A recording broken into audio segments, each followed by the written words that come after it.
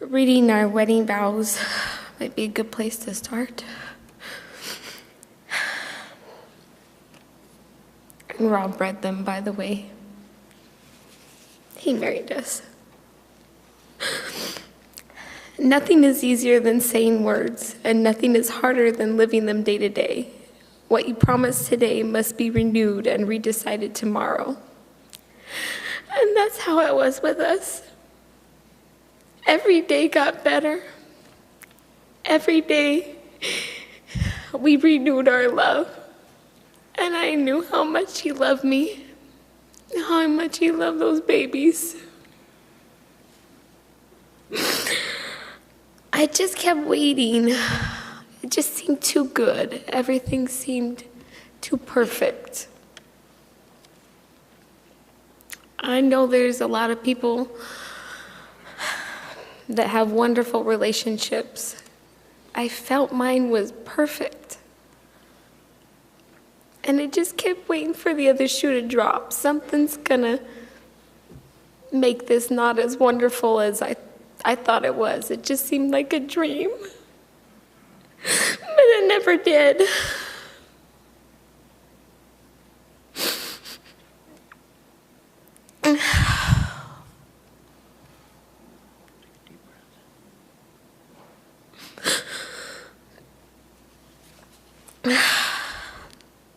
I'm gonna miss our weekends. We were busy for a lot of it. The kids had so many different things going on and we were running. But Sunday morning, every Sunday morning, I made breakfast. He liked his breakfast. He liked food. Let's all be honest.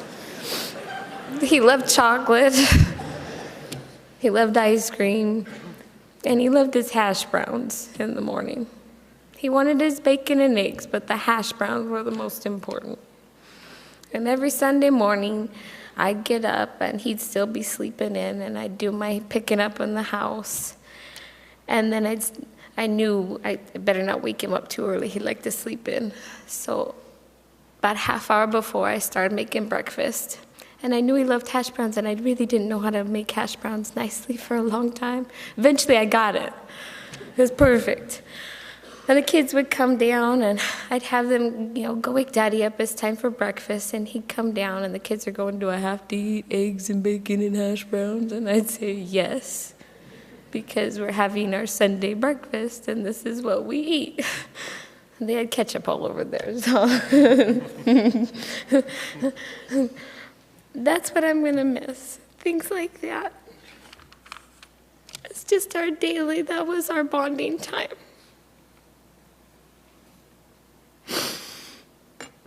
Family was just so important to him. And there was nothing he would not do. When the baby started dancing, I was working, and there was a mommy and me class. It became a daddy and me class.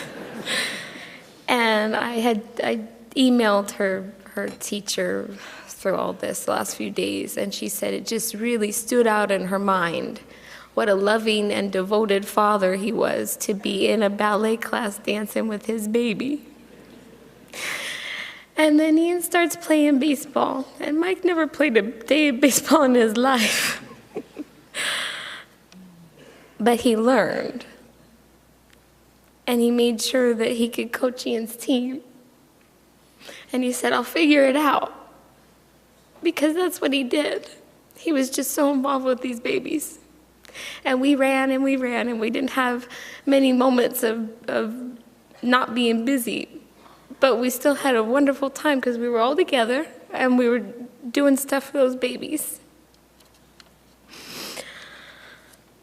I just want to close by telling you guys, I knew that communities would reach out, and I knew that a lot of people loved Mike, and I knew that I would have support no matter what.